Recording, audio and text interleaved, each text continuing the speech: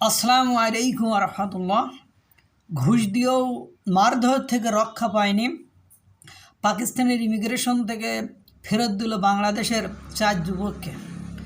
তাদের ভাষ্য অনুযায়ী বাংলাদেশের সাথে পাকিস্তানের সুসম্পর্ক হওয়ায় তারা পাকিস্তান ট্যুরে গিয়েছিল, কিন্তু দুর্ভাগ্য হলো সত্য যে তারা বলছে যখন তাদের পাসপোর্ট বাংলাদেশি পাসপোর্ট দেখানো হয়েছে, দেখানোর সাথে সাথে তাদের আর কোনো কিছু দেখে নাই, তাদেরকে বাংলাদেশে ফেরত পাঠানোর জন্য বিমানে তোলা হয়।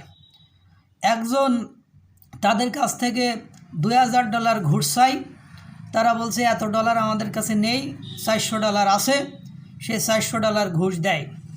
এরপরে এক পর্যায়ে যে তাদের আবার তুলে দেয়, বিমানে যখন তুলতে থাকে তখন বলে যে আমাদের কাছ থেকে তো $400 ঘুষ নিয়েছে। তখন বলছে প্রমাণ দিতে পারবা তো বলছে প্রমাণ দিতে না পারলে কিন্তু কপালে দুঃখ আছে। ওকে উপর থেকে নিচে নামাইছে, নামানোর পরে যার কাছে ঘুষ দিয়েছিল সে ছিল না। এরপরে তাকে পিটাইতে পিটাইতে আবার উপরে নিয়ে বিমানে তুলে দিয়েছে এবং এরা জিজ্ঞাসা করছে আমাদেরকে কেন তাহলে ভিসা দিলেন, আমাদেরকে যদি ভিতরে, আমাদের উপরের নির্দেশনা, আমরা কিছু বলতে পারবো না, বাঙালিদেরকে ঢুকতে দেওয়া হবে না। তাদের সাথে নাকি খুব সুসম্পর্ক হয়েছে। এই পাকিস্তানিদের চরিত্র, এরা মুক্তিযুদ্ধের আগেও যেরকম খারাপ ছিল, মুক্তিযুদ্ধের পরেও এই খারাপই আছে। দেখেন এরা কত নিকৃষ্ট।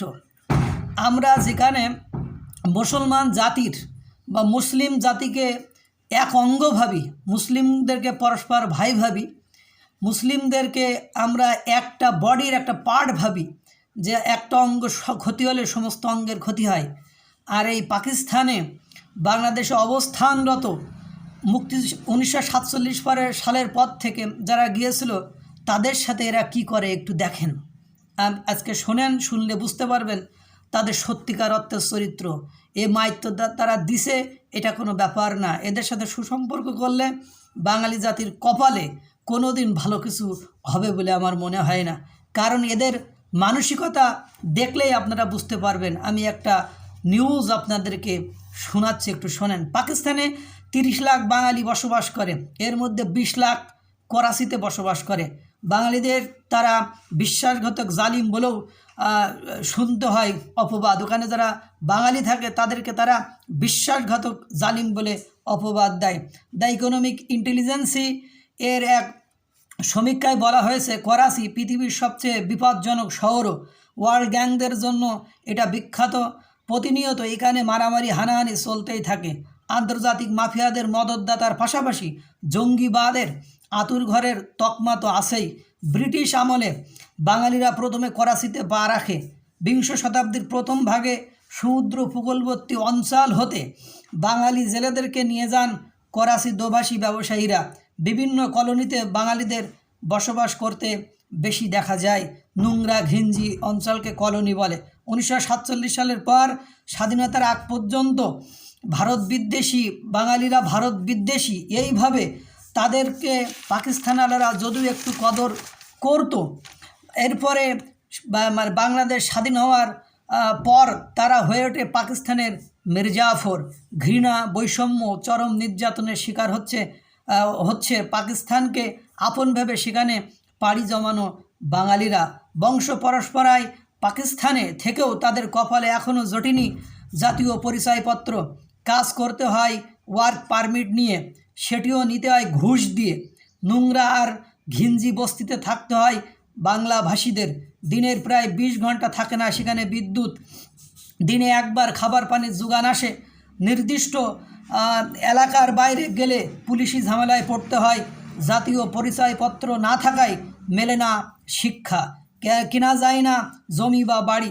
দেশটির গণমাধ্যমগুলো বলছে নাগরিকত্ব না থাকায় এবং বৈধ কোনো কাগজপত্র না থাকায় কোনো ব্যবসা বা কাজের সাথে সংশ্লিষ্ট হতে পারে না বাঙালিরা। কেউ কেউ গোপনে কাজ করলেও পুলিশের হাতে ধরা খেলে থাকতে হয় কারাগারে। নিম্নমানের কাজ করায় পরবর্তীতে ছেড়ে দিলেও তাদের মোটা অঙ্কের ঘুষ দিতে হয়। শিক্ষাবঞ্চিত হয় শিশুরা। ছোটোবেলা হতে বিভিন্ন কাজে লেগে পড়ে। ফুটপাতে হকার, সবজি বিক্রি, ছোটোখাটো কারখানায় নামমাত্র মজুরি নিয়ে কাজ করে। অনেকেই জীবনের ঝুঁকি নিয়ে গভীর সমুদ্রে চলে যায় এবং সেখানে পতিতা ব্যবসা মানে যৌন ব্যবসা, পতিতা ব্যবসাটা খুব রমরমা এবং জমজমাট হয়ে যায় এবং বাঙালি নারীদের এই যৌনপল্লীতে ব্যাপক চাহিদাও দেখা যায়। করাচির মাছ ব্যবসা মূলত বাঙালিদের উপর নির্ভরশীল, আর এই কারণে মূলত তারা চায় না, মানে পাকিস্তান চায় না বাঙালিরা পাকিস্তান ছেড়ে চলে যাক, কিন্তু বাঙালিদের নাগরিকত্ব এবং জীবনযাপন মান নিয়ে তাদের কোনো পরিকল্পনা নেই। দেশটির রাজনীতিবিদরা এ বিষয়ে উদাসীন, কর্ণপাত করে না, কারণ তারা বলে মির্জাফর যারা নিজ দেশের সাথে বেইমানি করতে পারে তাদের সাথে কোনো সুসম্পর্ক করা যাবে না। এরপরে সাবেক প্রধানমন্ত্রী ইমরান খান পাকিস্তান এবং বাংলাদেশ থেকে, আফগানিস্তান এবং বাংলাদেশ থেকে আসা ব্যক্তিদের নাগরিকত্ব দেওয়ার কথা বললেও তা রাখিনি। আপনারা জানেন যে মির্জাফরদের কেউই পছন্দ করে না। এই বাঙালিরা পাকিস্তানকে ভালোবেসে, ইসলাম ধর্মকে ভালোবেসে, মুসলিমকে ভালোবেসে নিজের দেশের সাথে বেইমানি করে পাকিস্তানে পাড়ি জমিয়েছিল।